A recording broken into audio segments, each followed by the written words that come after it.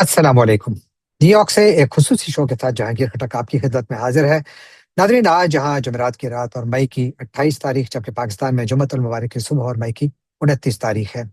Nadreen, मशरक़ वस्ता से कुछ अच्छी और कुछ तशवीशनाक खबरें आ रही हैं। लेकिन इब्तदा अच्छी खबर थे, और वो खबर यह है कि इस वक्त इत्तलात ये हैं कि सदर ट्रंप के डेस्क पर वो मेमोरेंडम ऑफ अंडरस्टैंडिंग, उनके दस्तखत का इंतजार कर रहा है, जिस पर अमेरिका और ईरान के दरमियान इत्तेफाक हो चुका है। और इसके तहत अब दोनों मुल्कों के दरमियान, अगर सदर ट्रंप इस पर दस्तखत करते हैं, तो दोनों मुल्कों के दरमियान बाकायदा आइंदा 60 दिनों में मुज़ाकरात का अमल मुकम्मल किया जाएगा। इसी दौरान आबने हर्मुज़ को मुकम्मल तौर पर खोला जाएगा, डी माइनिंग होगी, और जो यहाँ पर तिजारत है वो दोबारा बहाल होगी। तो ये बहुत बड़ी खबर है। लेकिन साथ ही खबरें ये भी हैं कि अमेरिका ने एक मरतबा फिर गुज़श्ता 24 घंटों के दौरान ईरान पर हमला किया, बंदर अब्बास पर हमला किया, और फिर जवाब में ईरान ने भी अमेरिका की एक बेस को निशाना बनाया, कुवैत में। कुवैत में अमेरिका की शायद एक से ज्यादा बेसेस हैं, उनमें से एक को निशाना बनाया। लेकिन कुवैत का कहना है कि उन्होंने एक ईरानी बैलिस्टिक मिसाइल को मार गिराया है। तो एक तरफ आपको एक लो इंटेंसिटी जंग नजर आ रही है, जबकि दूसरी जानिब यह भी नजर आ रहा है कि जो मुज़ाकराती अमल था, जो कभी भी नहीं रुका, जो बहुत अच्छी बात है और दोनों मुल्कों को इसका क्रेडिट देना चाहिए कि हॉस्टिलिटीज और एक दूसरे के ऊपर बदएतमादी के बावजूद दोनों ने मुज़ाकरात का अमल जारी रखा। और अब देखते हैं कि सर ट्रंप इस पर दस्तखत करते हैं, नहीं करते हैं। आइंदा आने वाले दिनों में यहाँ पर क्या होगा? जंगबंदी होगी, जंगबंदी पर अमल दरामद होगा, जंग दोबारा शुरू तो नहीं होगी? बहुत सारे सवालात हैं। और फिर एक सवाल पाकिस्तान की सालिसी पर भी, कि पाकिस्तान की सालिसी कहाँ खड़ी है, क्योंकि फाइनल मुज़ाकरात लगता है कि कतर में हुए हैं।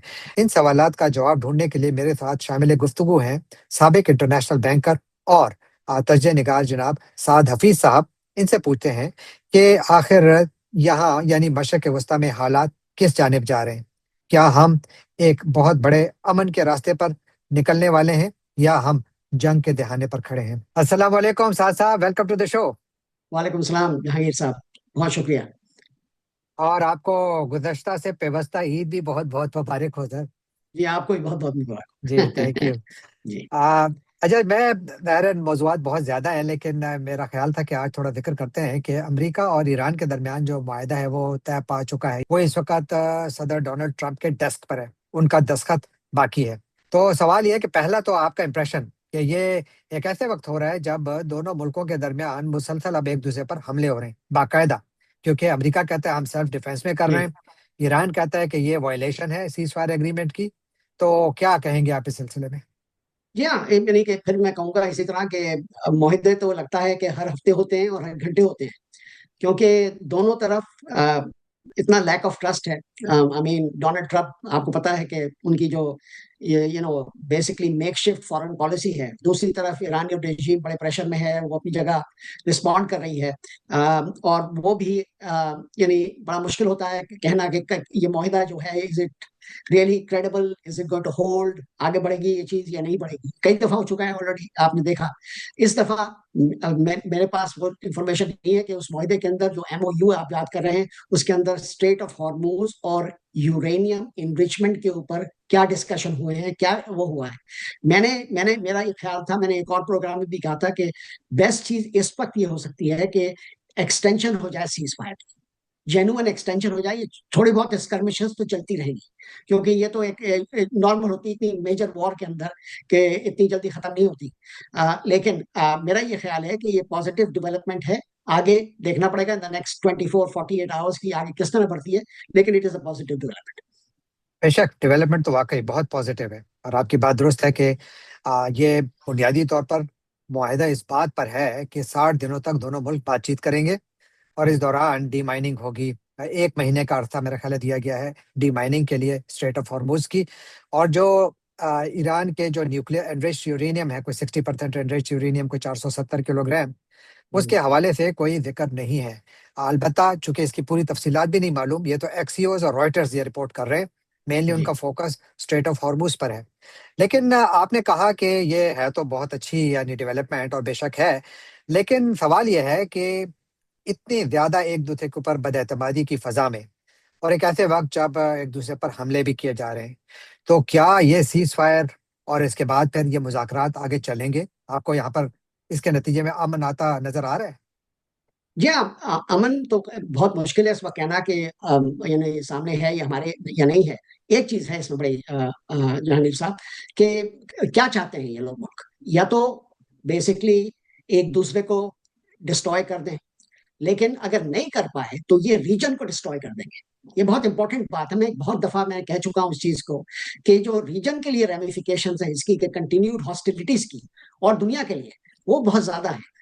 ये कहना कि भाई कल अमेरिका के पास ओवरवेलमिंग पावर है, लेकिन अगर उन्होंने ओवरवेलमिंग पावर यूज की तो उसका इम्पैक्ट क्या होगा। आपने ईरानियन रिजीम को रिमूव करना है, मुझे पता है कि बहुत से, जैसे आपने एक लिंडसे ग्रेहम का काफी आपने मेंशन किया, या उनकी तो यही मौकफ है, और इसराइल का भी यही मौकफ है कि ये अपॉर्चुनिटी है, फाइनल अपॉर्चुनिटी है कि उनको रिमूव करते हैं। लेकिन उसके लिए उसका करना, एक तो ये कि आपके पास वो वेयरविदॉल है कि एक 50 ईयर ओल्ड रजीम को खत्म करना, प्लस उनकी जो वेरविदौल को खत्म करना, और दूसरी तरफ कि ईरानियन रजीम के ऊपर ये इस वक्त उनकी इतनी सख्त है कि वो अपनी इम्पोज कर दें विल के भाई हम स्टेट ऑफ हॉर्मूज के ऊपर सॉवरिटी रखते हैं, जॉइंट सॉवरिटी कर लेंगे चलो ओमान के साथ, लेकिन सॉवरिटी रखते हैं और हम टोल चार्ज करेंगे एंड सो ऑन। मेरा ये ख्याल है कि ये ओपन वाटरवे है, this is not the Suez canal, it is not the Panama canal. ये जो है ओपन वाटरवे, ये ओपन रहनी चाहिए दुनिया की ट्रेड के लिए, वो बहुत जरूरी बात है।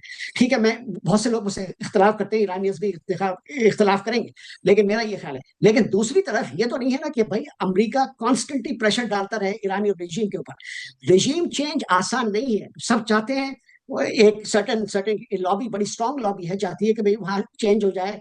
आपको पता है कि पहलवी डायनेस्टी के जो रेमनेंट्स हैं वो भी यही चाहते हैं कि भाई किसी तरह हो जाए, लेकिन इट मेक्स नो सेंस। उसके रेमिफिकेशन बड़े डेंजरस होंगे for the whole entire region, economy बंद हो जाएगी वहां इंटायर रीजन के लिए क्या, अब तो दुनिया के लिए सर। की। 20% ऑयल जो है वो आपका तकरीबन, उसमें से एक बहुत बड़ा हिस्सा ऑफ मार्केट है। फर्टिलाइजर के क्राइसिस बने हुए हैं, फूड का बहरान जो है दुनिया में शुरू होने वाला है। अगले नुक्ते पर जाने से पहले आपसे अगर आप एक सेंटेंस में जवाब दें जी, कि ये जो बातचीत शुरू होगी, बातचीत के लिए 60 दिन मुकर्रर हैं, क्या आप समझते हैं कि 60 दिन तक जंगबंदी जारी रहेगी? ये बड़ा डिफिकल्ट है कहना जहांगीर साहब, कि भाई मैंने जैसे कहा स्कर्मिशेस चलती रहेंगी, क्योंकि इतना लैक ऑफ ट्रस्ट है कि भाई ओकेजनली वो इनको टेस्ट करेंगे, ईरानियंस टेस्ट करेंगे अमेरिकन को, और इसराइलीज को रिवर्स में टेस्ट होगा। तो ये कहना कि वो जो टेस्ट है वो एस्केलेट करके फिर से हॉस्पिटलिटीज कन्वर्ट हो जाए, पॉसिबिलिटी उसकी है, डेफिनेटली अपनी जगह है। लेकिन मेरा ये ख्याल है कि आई थिंक जेन्युइनली जो हम जिस मुल्क में आप और हम बैठे हुए हैं, इतनी ऑपोजिशन है वॉर के ऊपर, इतनी ज्यादा अब पॉलिटिकली और पोल्स जो आ रहे हैं, तो प्रेशर इतना ज्यादा है। आई कीप दिस शॉर्ट, मेरा ये ख्याल है कि it should hold despite it all the. Should it should hold. एक कंडीशन जो ईरान ने रखी थी जी कि जी जनाब आपने अगर सीज फायर करनी है तो सीज फायर लबनान में भी होगी। अब अगर लबनान पे तो मेरा नहीं ख्याल कि किसी भी चीज का इतलाक होता है, क्योंकि इसराइल जिस किस्म की वहां पे बमबारी कर रहा है, बल्कि जी नेतन्याहू ने तो ऐलान किया है कि वो बमबारी एक्सपेंड करेंगे। इस वक्त लबनान का 17% जोग्राफिया, 17% of its geography is under Israeli watch, यानी इसराइल के तकरीबन ऑक्यूपेशन में, क्योंकि उन्होंने या तो वहां पर अपनी फौज ले आए हैं, जी या फिर जी वहां की आबादियों को कहा है कि इनको खाली कर लो, और फिर उसके बाद वो उनको फ्लैटन कर रहे हैं। अब इन हालात में अगर अमेरिका और ईरान दोनों की जानिब से यानी इसको ऑनर किया जाए, इसराइल करेगा, और अगर इसराइल नहीं करेगा तो अगेन विल इट होल्ड? हाँ जी हाँ, फिर वही बात आ जाती है इसमें। मेरा ये ख्याल है कि, and I hate to use this term, Lebanon is still a side show in this, in the major war. ठीक है ना जी। बड़ा अफसोस होता है जहां उनकी कैजुअलिटीज ये हो रही हैं, सिविलियन कैजुअलिटीज, लेकिन वो होती आई हैं 20 25 30 साल से, जब से ये हिजबुल्ला का सिचुएशन है। और बहुत से लेबनीज जो हैं हिजबुल्ला के भी खिलाफ हैं, बहुत से। I have to say that the state and all the rest of it, ठीक है, गलत है, इसराइल को नहीं करना चाहिए, they should adhere to this agreement. लेकिन मेरा ये ख्याल है जब तक हिजबुल्ला के देसी Hezbollah as a threat, as a proxy of Iran, वो करते रहेंगे, but that should not impact the broad agreement we are talking about. ठीक है, लेकिन इसमें एक और चीज भी है। अब जो जो कोई चीज लिंगर ऑन होती है तो उसमें कॉम्प्लिकेशंस भी पैदा होती हैं। जी अब देखिए कि इस जंग को शुरू हुए तकरीबन 90 दिन से ज्यादा हो गए, 3 माह से ज्यादा हो गए। और अब वहां पर वो ओमान जो एक जमाने में एक सालिस था, अब अमेरिका उसको थ्रेट कर रहा है। आज जो अमेरिका के जो मेरा ख्याल है एक वजीर हैं, उन्होंने यहाँ ओमान के जो सफीर है उनके साथ मुलाकात करके उनको वार्निंग दी है कि आप किसी भी किस्म के आपने हॉरिजॉन्टल टॉल सिस्टम का हिस्सा नहीं बनेंगे। और इससे पहले कल ट्रंप ने बाकायदा थ्रेट किया था कि हम आपको जी बॉम्ब करेंगे। आप ये बताइए कि सदर ट्रंप को ये कहने की क्या जरूरत पड़ी? क्या वाकई ओमान और ईरान इतने करीब जा चुके थे कि वो जॉइंटली कोई टॉल कलेक्शन सिस्टम को वहां पर एनफोर्स करें? जी, बिल्कुल नहीं। मेरा ये ख्याल है कि ये एज यूजुअल प्रेसिडेंट ट्रंप ने, अब आप किस तरह देखते हैं उसको, ओमान ने तो हर वक्त एक न्यूट्रल रोल प्ले किया है, इंटरमीडिएट का रोल प्ले किया है। उसकी 6 मिलियन की पॉपुलेशन है, छोटा सा साइज है, उनकी कोई फोर्सेस नहीं है ऑफ एनी कॉन्सिक्वेंस। मैंने एक अमेरिकन से आज बात कर रहा था, तो मुझसे कह रहा था वो ये कि we don't have a bomb that small.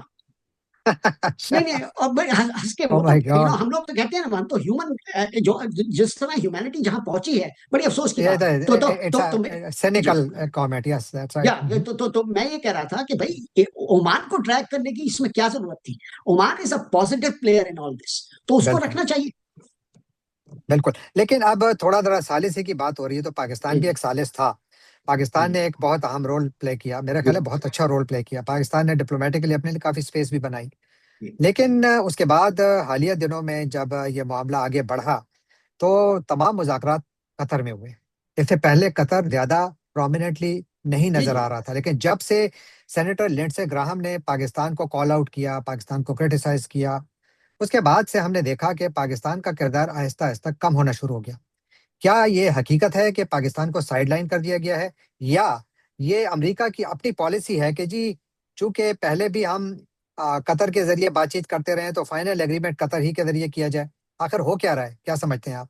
तो मेरा ये ख्याल है कि इसमें कोई पाकिस्तान के लिए कोई कंसर्न की बात नहीं, कोई वरी की बात। I think they have extended, despite हमारी जो रिजीम है, जो अनपॉपुलर रिजीम पाकिस्तान के अंदर, लेकिन diplomatically they have done a good job. We have to agree and we have to accept that. तो अब मुझे इसमें कोई कंसर्न नहीं है कि पाकिस्तान को साइडलाइन कर रहे हैं या एग्रीमेंट खत्म में होगा, as long as there is an agreement. लेकिन दुनिया ने रिकॉग्नाइज किया है कि पाकिस्तान का रोल इसमें क्या रहा है। इस सिचुएशन में यहाँ तक जो पहुंचे हैं, पाकिस्तान की वजह से पहुंचे, तो मुझे कोई ऐसी कोई बड़ी नजर नहीं आती इसमें। लेकिन ये बात आपकी दुरुस्त है कि पाकिस्तान को वरी करने की, ये तो मैं भी कई मरतबा कह चुका हूँ कि पाकिस्तान पे कामयाब हो या ना हो, पाकिस्तान की फिर भी ये कामयाबी है। जी लेकिन जी एक सवाल जो हमेशा उठता चला आ रहा है आजाद साहब, वो ये कि देखिए, जब दो मुल्क करीब आते हैं तो उसका कुछ फायदा दोनों मुल्कों के अवाम को भी होता है। यहाँ पर इस जंग को खत्म करने में पाकिस्तान का एक बहुत कलीदी किरदार रहा है, और शायद इस वक्त भी है। We should not discount that. लेकिन साथ ही जो पाकिस्तान के ऊपर देखिए, पाकिस्तान का मिसाइल प्रोग्राम के ऊपर इस वक्त भी अमेरिका की कम से कम 4 किस्म की सैंक्शंस हैं। जी पाकिस्तान और अमेरिका की तजारत में कोई ड्रामेटिक इंक्रीज नहीं हुआ। पाकिस्तान का पानी भारत ने बंद किया हुआ है। जी secretary of state Marco Rubio अभी भारत में थे, एक जी लफ्ज नहीं बोला उन्होंने इस बारे में, बावजूद इसके कि इसके ऊपर जंग हो सकती है दोनों मुल्कों के दरमियान। तो अब ये इस ताल्लुक को आप बराबरी की बुनियाद पर कहते हैं या एकतरफा कहते हैं? क्योंकि ये बात तो ठीक है कि पाकिस्तान की सिफारतकारी अपनी जगह पर, लेकिन उसका फायदा तो अपेरेंटली ज्यादा अमेरिका को हुआ। पाकिस्तान ने क्या हाथ में यानी पाकिस्तान के हाथ क्या आया? जी हाँ, बिल्कुल। और ये तो कंटिन्यूअसली एक डिबेट पाकिस्तान में भी रहा है, और हमने देखा है जब से सोवियट्स के साथ जो लड़ाई हुई थी, and so on and so forth, multiple चीजें जो हुई हैं। मेरा ये ख्याल है कि it will always be sort of one sided, क्योंकि भाई यूएस की ओवरवेलमिंग पावर है, सुपर पावर है। Pakistan is dependent, it's a dependent country, you have to agree. IMF का प्रोग्राम जो कि अमेरिका के बगैर अप्रूव नहीं हो सकता, and so on so forth, वो अपनी जगह बात है। मेरा पॉइंट सिंपली ये है कि why should we worry about that? At the end of the day, Aahista Aahista इसकी यानी कि जो पाकिस्तान की जो प्रोफाइल बढ़ी है, उसकी वजह से इन्वेस्टमेंट आएगा, time will take, will bring this on. और पाकिस्तान के अंदर लेकिन इंटरनल इंप्रूवमेंट भी तो होनी चाहिए ना, हमारे पास स्ट्रक्चर्स ऐसे होने चाहिए to welcome that investment, to keep it there. हमारी सिक्योरिटी सिचुएशन बहुत खराब है, आपको पता है अफगानिस्तान में, बलूचिस्तान में जो होता रहता है। The point of this matter is कि भाई देखें, यूएस के लिए Pakistan is dispensable, America Pakistan के लिए यूएस इज नॉट डिस्पेंसिबल। वो अभी तक, इवन विद हमारी जो चाइना के साथ जो हम फर्दर डिस्कस करेंगे, जो मेजर रिलेशन डेवलप हो रही है, तो उसके अलावा भी Pakistan has to be in the, have good relations with America. और वो ठीक तरह कर रहे हैं, वो ऐसी कोई बात नहीं। आज जैसे आपने मेंशन किया, मार्को रूबियो की फॉरेन मिनिस्टर के साथ मुलाकात हुई है पाकिस्तान के, and so on. But the fact of the matter is के पाकिस्तान विल ऑलवेज बी, क्योंकि it's a much smaller country, it is not a superpower, it's a medium-sized country, and so on. It has always exercised more influence than it is really capable of. लेकिन कर रहे हैं, and I don't think we Pakistanis should be worried about that. बिल्कुल ठीक है आपकी बात, यानी you have a point and I acknowledge that, लेकिन मेरी राय में हमेशा के लिए मुल्क का साइज छोटा बड़ा तो हो सकता है, जी लेकिन हमेशा के लिए ममालिक की जो डिप्लोमेसी है, अगर वो दो मुल्कों के दरमियान जंग खत्म करा सकती है, तो वो अपने फवायद हासिल करने के लिए भी अपने दोस्त मुल्क के साथ मामलात को आगे बढ़ा सकती है। जहांगीर साहब, सबसे बड़ा पाकिस्तान का फायदा तो ये ताल्लुक है ना, आई नॉट ट्रांजैक्शनल था, अभी इंटरप्टिंग भी आप, मैं ट्रांजैक्शनल ये है। कह रहा हूँ आपसे, ये कहूंगा कि सबसे बड़ा तो ये है ना कि अगर वर्ल्ड पीस अकॉम्प्लिश हो जाती है, उसमें पाकिस्तान का थोड़ा सा भी रोल है, पाकिस्तान के लिए बड़ा इंपॉर्टेंट है, क्योंकि एवरी टाइम ये एस्केलेशन होती है, पाकिस्तानी जो गल्फ में काम कर रहे हैं, उनकी जो रेमिटेंसेस आती हैं जो पाकिस्तान को अफ्लोट रखती हैं, उसका इंपैक्ट हो सकता है। दूसरी side oil price, every time the oil price goes up, हमारा करंट अकाउंट डेफिसिट बढ़ता चला जाता है, तो हमारे लिए भी तो कोई फायदा नहीं कि खत्म हो जाए। सॉरी। बेशक, नहीं नहीं नहीं, जंग जंग तो जंग के हक में तो कोई भी नहीं है, हर कोई यही कह रहा है। मैं जी पाकिस्तान अमेरिका ताल्लुकात की बात कर रहा था। जी जी लेकिन थोड़ा देकर टाइम हमारे पास तकरीबन खत्म होने वाला है कि जी चीन और पाकिस्तान के ताल्लुकात इस वक्त बहुत ज्यादा अहमियत के हामिल है। यानी जी चीन के साथ पाकिस्तान का ताल्लुक बहुत पुराना करीबी है। आज जी चाइनीज डिफेंस मिनिस्ट्री का जो बयान है बहुत अहम है, जहां पर वो कह रहे हैं कि हम पाकिस्तान के साथ डिफेंस लेवल पर जो ताल्लुकात हैं उनको बहुत ज्यादा बेहतर बनाना चाहते हैं। एक ऐसे वक्त जब पाकिस्तान और अमेरिका अच्छे खासे करीब आ चुके हैं, गरचे मेरी राय में अभी भी ये बहुत ज्यादा ट्रांजैक्शनल रिलेशन है, जी पाकिस्तान को इससे फिलहाल कोई ज्यादा फायदा नहीं हो रहा है, लेकिन बहरहाल पॉजिटिव चीज है, वी शुड वेलकम इट।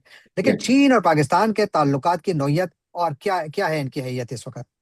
बहुत ज्यादा है, क्योंकि आपने एक चीज नोटिस की होगी कि हमारे जो ये लोग गए हैं वहां, प्राइम मिनिस्टर गया है, फील्ड मार्शल गए हैं, उसके प्रीवियसली बड़ी मेजर इम्पैक्ट हुआ है ट्रम्प की विजिट का विद प्रेसिडेंट शी, कि भाई उन्होंने एक्नॉलेज कर लिया है कि China is the second super power, तो they have created space for China. तो अब देखें, ताइवान के इशू के ऊपर भी $14 बिलियन का उनका जो डिफेंस का डील साइन होना थी, वो भी अबेयंस में रख दी है प्रेसिडेंट ट्रम्प ये ने। तो they have then in agreement. तो the point of the matter is कि भाई जो Pakistan and China looking to a multipolar world, तो उसमें यह है ना कि बेसिकली सिर्फ चाइना का रोल इतना एनहांस हो गया है, so any ties with China, Pakistan के जो टाइज हैं चाइना के साथ, वो बढ़ते चले जा रहे हैं, and they are very important in that region to keep other people a little bit on the fence, a little bit unbalanced. And I don't want to get into specifics on that, but the fact of the matter, this is as important or more important than the Pakistan relationship with the US. Pakistan is not taking sides yet, but in the end, आपको पता क्या होगा भाई, Pakistan, China is far more important to Pakistan. तो ये बड़ा important बात है कि ये जो डिफेंस की भी हो रही है, और प्लस इन्हांसमेंट और सीपैक भी हो रही है, ये डिस्कशन भी तो चल रहे हैं ना, ग्वादर की इन्हांसमेंट की बात हो रही है, तो दीज आर अच्छा, ऑल पॉजिटिव थिंग्स। बिल्कुल बिल्कुल। और इस जंग ने तो गवादर को की अहमियत को मजीद बढ़ा दिया है। यानी गवादर बिल्कुल। आप देखिए साहब साहब, it is only 72 miles I believe away from the mouth of straight of या, हॉर्मूज। जी तो इतना, यानी ऑलमोस्ट स्ट्रेट ऑफ हॉर्मूज में वाक़ है। जी तो इसलिए इसकी अहमियत का मजीद यानी इसमें इजाफा हो गया इसकी अहमियत में। और यकीनन आई एग्री विद यू कि पाकिस्तान और चीन के ताल्लुकात की नौयत ऐसी है कि जो शायद दुनिया के किसी भी मुल्क से ज्यादा पाकिस्तान के लिए अहम है, और पाकिस्तान इससे कभी भी पीछे नहीं हटेगा। मैं लेकिन एक चीज बहुत कहूंगा, सारे। जी जी, फरमाइए एक चीज प्लीज। क्विकली कहूंगा कि पाकिस्तान को भी तो कुछ करना पड़ेगा इसमें, यू कांट एक्सपेक्ट कि देखें अब ये सिचुएशन ये हुई है in one less than a minute, Karachi port, Gwadar port, they were not ready to receive all this additional business that was came their way because of this तैयारी नहीं थे। तो इनको, पाकिस्तान को भी तैयारी करनी पड़ेगी ना कि पीपल व्हेन दे कम, हम लोग उनको सर्विस कर सके। बहुत बड़ी बात की आपने, वाकई ये बात आपकी बिल्कुल दुरुस्त है कि जो ओशन ट्रैफिक थी जो कि आपने हुर्मुज की तरफ जाना थी, वो डाइवर्ट करना पड़ी बहुत सारी जी कंपनीज को। वो कराची पोर्ट में आई, गवादर में आई, and you are right, they were not ready. Pakistan be better ready. और पाकिस्तान को इसके लिए ज़्यादा बेहतर परफॉर्म करना होगा, चाहे वो अपनी पोर्ट्स को अपग्रेड करना हो, या मुल्क के अंदर इंटरनल सिक्योरिटी हो, या मुल्क में ओवरऑल पॉलिटिकल सिचुएशन हो। सब कुछ में हर जगह इंप्रूवमेंट की ज़रूरत है। अगर ये नहीं आएगी तो यकीनन पाकिस्तान एक्सटर्नल महाज पर बहुत बड़े बड़े काम भी कर ले, लेकिन अगर दुनिया का एतमाद पाकिस्तान की इंटरनल सिक्योरिटी पर कम होगा, तो ये पाकिस्तान के लिए बुरी खबर है। और शायद इसी की तरफ आप भी इशारा कर रहे हैं, और मैं भी इसी पर यानी कन्विंस्ड हूं कि जब तक पाकिस्तान इंटरनली मजबूत नहीं होगा, एक्सटर्नली पाकिस्तान बहुत कुछ अच्छा कर सकता है, लेकिन शायद वो इतना इम्पैक्टफुल ना हो। तो sir, thank you so much. आपसे जी, हमेशा शुक्रिया। गुफ्तगू करके बहुत मजा आता है, और इंशाल्लाह अगली नशस्त में फिर मजीद मौजूआत के साथ आपके साथ बातचीत होगी। तो thank you for joining me today. जी शुक्रिया। जी नाजरीन, ये थे साद हफीज साहब, आपने इनकी बातें सुनी, और इंशाल्लाह इनके साथ ये गुफ्तगू का सिलसिला जारी रहेगा। जाने से पहले आपसे एक बार फिर दरखास्त कि आप हमारे चैनल को सब्सक्राइब कीजिए, लाइक कीजिए, शेयर कीजिए, कमेंट कीजिए और बेल आइकॉन को क्लिक करना ना भूलिएगा। आपका बहुत बहुत शुक्रिया।